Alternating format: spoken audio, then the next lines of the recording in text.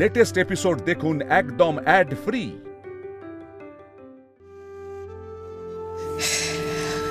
আচ্ছা বিল্লু, তুমি বলছিলে না যে আমি না খেলে বাড়ির কেউ খেতে পারছে না? আমার খাওয়া হয়ে গেছে, যাও তোমরা গিয়ে খেয়ে নাও। আমরা খেয়ে নেব, তোমাকে অত ভাবতে হবে না রঞ্জা।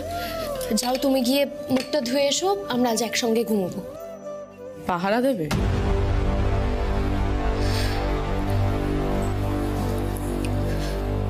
পাহারা কেন দেব রঞ্জা? আচ্ছা বুঝেছি, তার মানে তোমার ভালো লাগবে না যে আমি তোমার সঙ্গে থাকবো? না না, ভালো লাগবে কেন? তুমি তো এর আগেও আমার সঙ্গে ছিলে, ওই আমাদের কাল রাত্রের দিন। আজ কিছুতেই রঞ্জার সঙ্গে দেখা করা যাবে না, কারণ আজকে কাল রাত্রি। সে তুমি যাই বল, আমি আমার বইয়ের থেকে কিছুতেই আলাদা থাকবো না। আমি এই নিয়ম মানছি না, মানবো না। তাড়াতাড়ি উঠো, কেউ দেখে নেবে। এই বাইকে করে আমরা সারা কলকাতা ঘুরবো আর ওই গানটা গাইবো, এই পথ যদি না শেষ হয়। সময় কিভাবে পাল্টে যায় না পিলু। মল্লার আমাকে সেদিন বলেছিল কত জায়গায় ঘোরাবে, আমরা সময় পেলাম না, কোনো জায়গা ঘোরা হলো না। আচ্ছা পিলু, তোমরা যদি সেদিন বুঝতে পারতে যে মল্লার আজ থাকবে না, আমাদেরকে ঘুরতে যেতে দিতে বলো। রঞ্জা, অনেক রাত হয়ে গেছে, যাও তুমি গিয়ে মুখটা ধুয়ে এসো, যাও।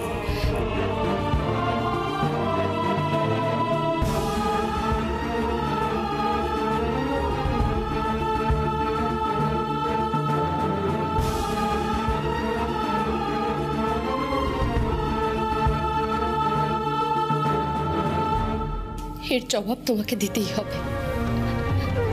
তুমি মেয়েটার সঙ্গে যা করলে এর উত্তর তোমাকে দিতেই হবে। এত কষ্টে দুজনে এক হয়েছিল, তুমি মেয়েটার কাছ থেকে সবটা কেড়ে নিলে, সবটা।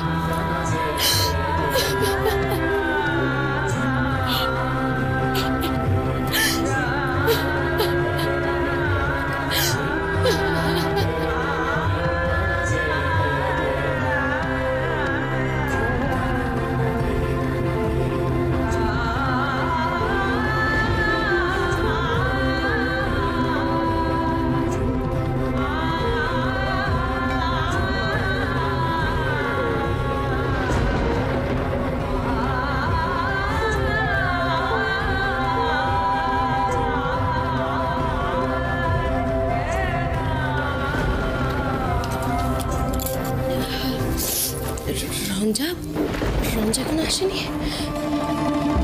তাহলে কি ও আবার বাথরুমে? না না, এসব কি ভাবছি, এক্ষুনি আমায় দেখতে হবে। আস্তে আস্তে আস্তে। তুই কি ভেবেছিলি বাথরুমে সুইসাইড? না না,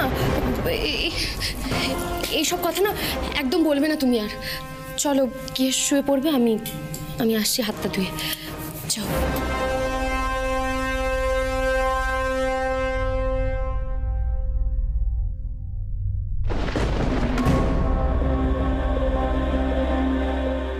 আমাকে যা করার খুব তাড়াতাড়ি করে ফেলতে হবে। বাড়ির কেউ যদি বুঝতে পারে তাহলে আমি আমার কাজটা করতে পারবো না।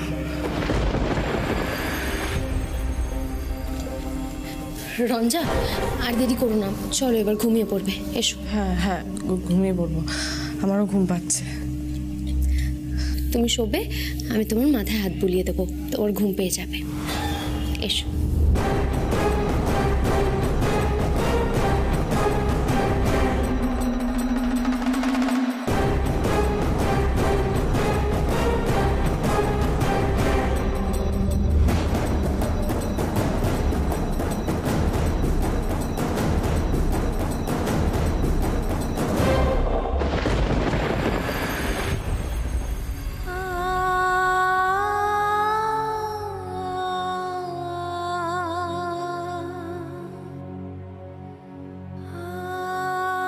একটা কথা বলবো পিলু?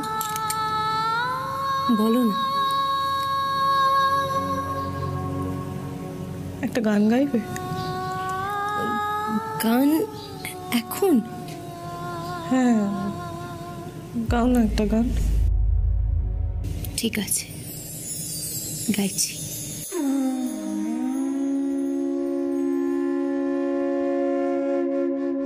নদীর কোল না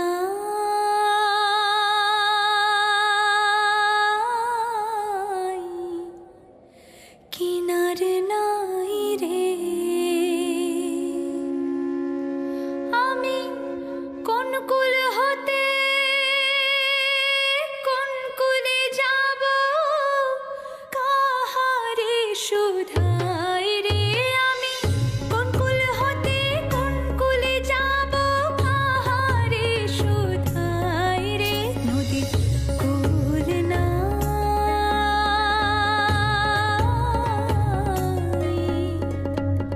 কিনার নাই রে।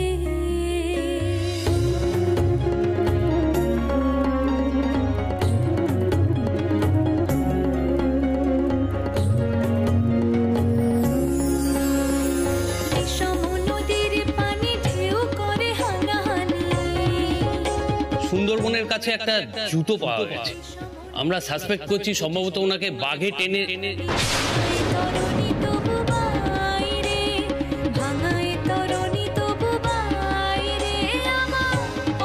আমার বউকে ছেড়ে কি করে আমি অন্য জায়গায় গিয়ে থাকবো?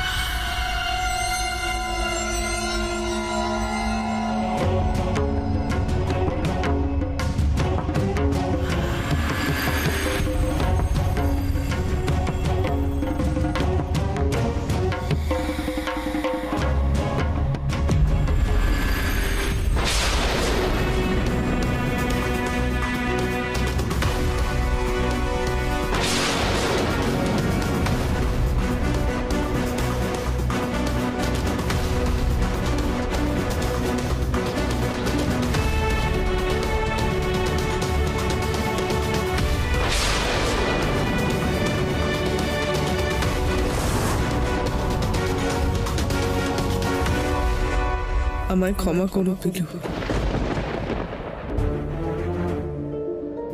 মল্লার যে আমাকে ডাকছে, আমি ওর ডাক উপেক্ষা করি কি করে বলো তো? আমি যাচ্ছি ওর কাছে।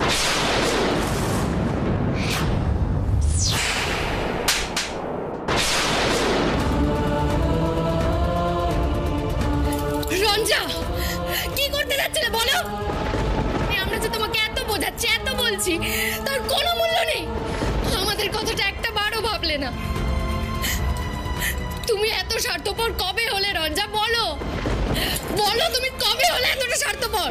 এই যে তুমি সারাক্ষণ শাশুমা শাশুমা করো, তোমার এই খবরটা পেলে শাশুমার কি হাল হবে সেটা তুমি একবারও ভেবে দেখেছো রঞ্জা?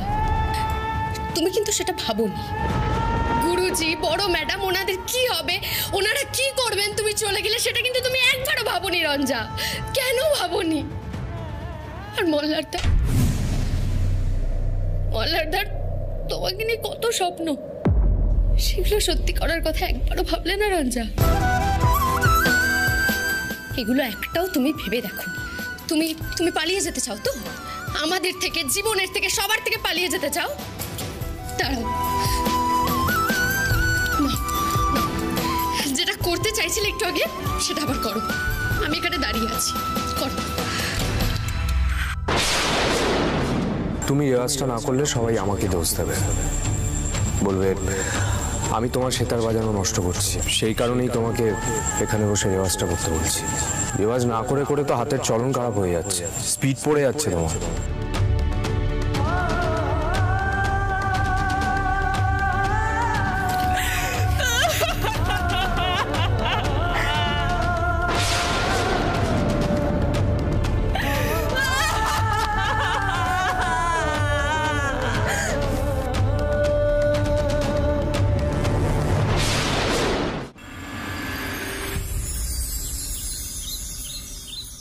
মামুনি, ওস্তাদজি, আরে তোমরা কোথায় গেলে? চা করে এনেছি তো। কোথায় যা? এই তো এই নাও, ধরো। বলছি যে রঞ্জা এখন কেমন আছে? দেখো, আমার তো দেখে মনে হলো আগে থেকে খানিকটা স্বাভাবিক হয়েছে। কিরকম? আরে কাল রাতে খেতেই চাইছিল না। সে কি? তারপর আবার কি, আমি আগে থাকতেই ভেবে রেখেছিলাম যে ও যদি মল্লারদার কথা বলতে চায় আমি অন্যভাবে ওটাকে ঘুরিয়ে দেব। যথারীতি খেতে বসে সেই মল্লারদারই কথা বলছিল। আমি অনেক কষ্টে বুঝিয়ে সুঝিয়ে বললাম যে দেখো রঞ্জা, তুমি যদি না খাও তাহলে কিন্তু মল্লারদা খুব কষ্ট পাবে। আর তারপর জানো তো, ও না কীরকম বাচ্চাদের মতো করছিল, খেয়েও নিল। কিন্তু রাতে না একটা ভয়ানক ঘটনা ঘটতে যাচ্ছিল। আমি সবাই আসুক তারপরে বলছি তোমাকে। ভয়ানক ঘটনা? আবার কি ভয়ানক ঘটনা পিলু? সত্যি এবার না আর পারা যাচ্ছে না, একেবারে পারা যাচ্ছে না। ও মামুনি, আরে তুমি এত চিন্তা করো না। দেখো, যেটা ঘটেছে না একদিক থেকে ঠিকই হয়েছে। ওর মনটা একটু হালকা হয়েছে, চাপা কষ্ট ছিল তো ভিতরে, সেটা হালকা হয়েছে। কি হয়েছে পিলু? আমি ওকে অনেক ভুলিয়ে ভালিয়ে খাইয়ে তারপর যখন ঘুমোতে বললাম, তখন বলছে যে পিলু একটা গান শোনাও। আমি ওকে একটা গানও শোনালাম। তারপর দেখি যে ওর চোখটা বন্ধ। আমি ভাবলাম হয়তো ঘুমিয়ে পড়েছে। আর আমারও না সেই সময় চোখটা বুজে আসছিল, তা আমিও ঘুমিয়ে পড়েছি। আর হঠাৎ রাতে আমার ঘুম ভাঙে, দেখি ও একটা ছুরি নিয়ে দাঁড়িয়ে রয়েছে।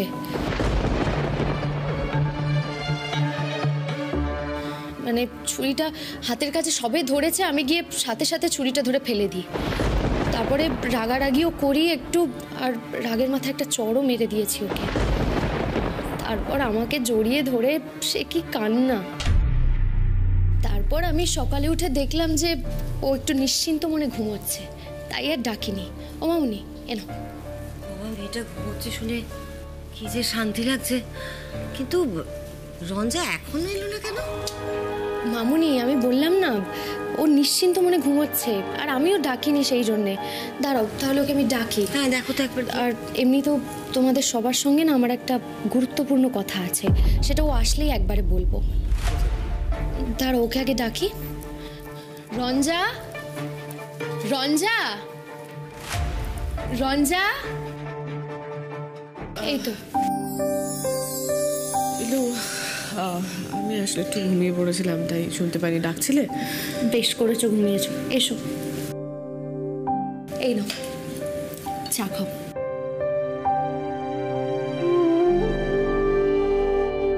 আমার তোমাদের সবার সঙ্গে না একটা কথা আছে। বলো। আমার মনে হয় মল্লারদা বেঁচে আছে।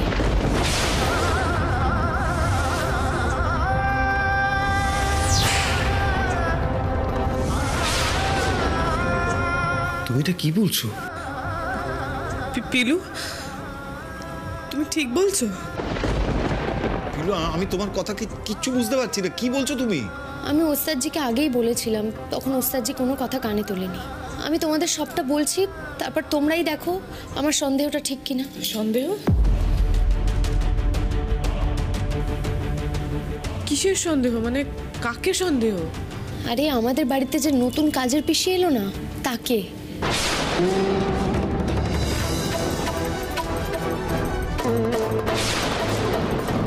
আচ্ছা পিলু, এর মধ্যে আবার ওকে সন্দেহ করা কি আছে? না না আহির, দাঁড়াও দাঁড়াও দাঁড়াও, আমি এতদিন ব্যাপারটা ভেবে দেখিনি, কিন্তু কিন্তু এখন যখন পিলু বলছে তখন আমার সত্যিই মনে হচ্ছে ওই মহিলার চাল চলনটা কেমন যেন একটা অদ্ভুত ছিল। ঠিক তাই, আমারও ওই জায়গাতেই খটকাটা লেগেছিল। আমি না ওনার বেশ কিছু কাজ পরপর লক্ষ্য করেছি। কি কাজ লক্ষ্য করেছো? দেখেছিস তো আহির, আমি কেন তোদের বলেছিলাম তোরা একা একা আছিস বলে আমার চিন্তা হচ্ছে। আমার কথাটা মিললো তো? আচ্ছা মা থাক না, পিলু কি বলতে চাই আগে শুনি। তুমি একটু শান্ত হও মা। পিলু বলো। হ্যাঁ পিলু, তুমি সবটা বলো আমাদের। উনি যেদিন প্রথমেই বাড়িতে এলো সেদিন এসেই প্রচুর কাজ করে ফেলল। রঞ্জা, তোমার মনে আছে সেই একদিন রান্নাঘরে আমরা দেখলাম ওই পিসির কোমর থেকে একটা প্লাস পড়লো?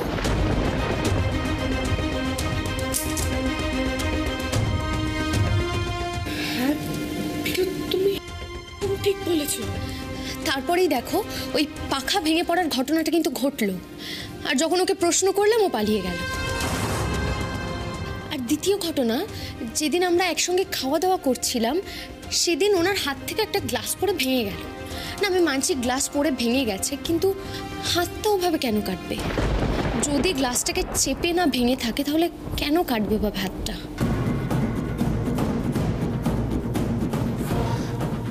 ঠিক বলেছো পিলু তুমি, কিন্তু তখন তো এগুলো মাথায় আসেনি।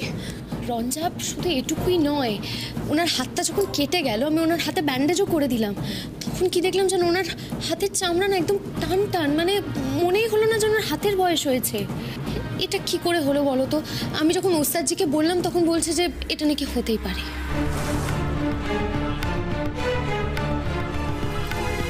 ওকে বললে ওরকমই হবে।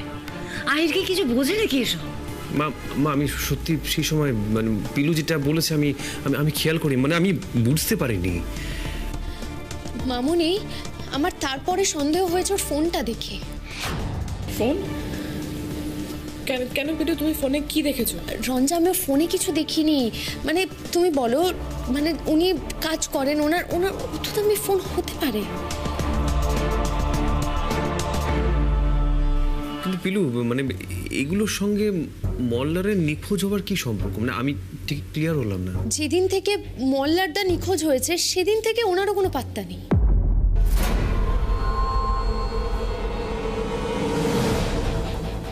সত্যি পিলু, এটা তোমার মাথাতে ছিল না? রঞ্জা, এই ঘটনাটা তো ঘটেছে, কিন্তু আরও দুটো বড় ঘটনা আছে। ওস্তাদজি, তোমার মনে আছে সেই একদিন আমি আর তুমি রান্নাঘরে যাচ্ছিলাম, সেই সময় একটা কাচের শিশি ভেঙে গেল? হ্যাঁ, একটা গোলাপ জলের শিশি। ওস্তাদজি, শিশি ভেঙে যাওয়ার সাথে সাথেই কি ওভাবে রান্নাঘরে গন্ধ ছড়িয়ে যেতে পারে? আমি তো রান্নাঘরে ঢোকার সাথে সাথেই গন্ধ পাচ্ছিলাম।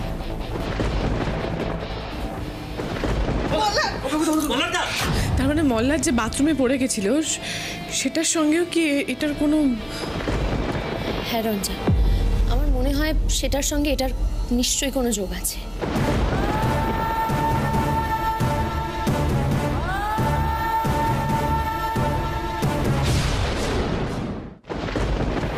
মানে কি বলছো কি তুমি পিলু?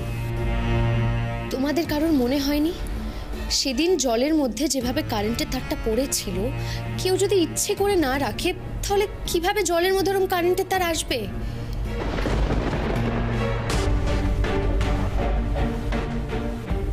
তার মানে কি বিন্দি? আমার সন্দেহ তো সেই দিকেই রঞ্জা, কিন্তু দুয়ে দুয়ে চার করতে পারছি না। মানে আমার এখনো কিছু প্রশ্নের উত্তর আমি পাইনি। কি প্রশ্ন বলো? বিন্দি যদি হয়ে থাকে তাহলে ওই বাড়িতে ঢুকবে কি করে? আচ্ছা পিলু, বিন্দিকে তো আমাদের এবারের যে রেগুলার মাসি, মানে যে রোজ আসতেন উনি এনেছিলেন, তাহলে ওনার সঙ্গে কথা বললে হয় না? হ্যাঁ রঞ্জা, তুমি একদম ঠিক বলেছো, ওনার সঙ্গেই তো কথা বললে হয়। কিন্তু ওনার সঙ্গে কথাটা বলবো কি করে, মানে উনি তো এখন এখানে নেই, ফোন নাম্বারও তো নেই আমাদের কাছে। মামার কাছে নিশ্চয়ই পেয়ে যাবো ওনার ফোন নাম্বার। ঠাকুরবা, তুমি একবার রুক্মিণী দাদাকে ফোন করে দেখো না একটু। হ্যাঁ আমি দেখছি। হ্যাঁ হ্যালো দাদা, ভালো আছেন তো? আসলে দাদা ওই আপনাদের এই বাড়িতে যে কাজের মাসি ছিলেন না, তার ফোন নাম্বারটা কি আপনার কাছে আছে? একটু দেবেন প্লিজ। হ্যাঁ ঠিক আছে।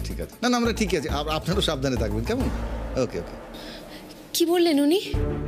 দাদা ওই ফোন নাম্বারটা আমাকে টেক্সট করে দিচ্ছেন, আর উনিও একবার ফোন করে খোঁজ নেবেন বলছেন। এই তো উনি টেক্সট করেছেন।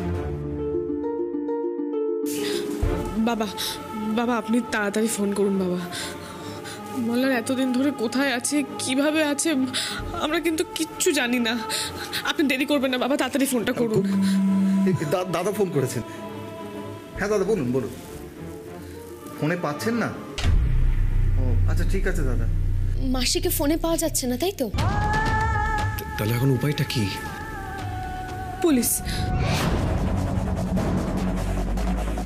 পুলিশকে সবটা জানাতে হবে। একদম ঠিক কথা। ওস্তাদজি, তুমি একটা পুলিশকে ফোন করো। হ্যাঁ পিলু, আমি পুলিশকে ফোন করছি।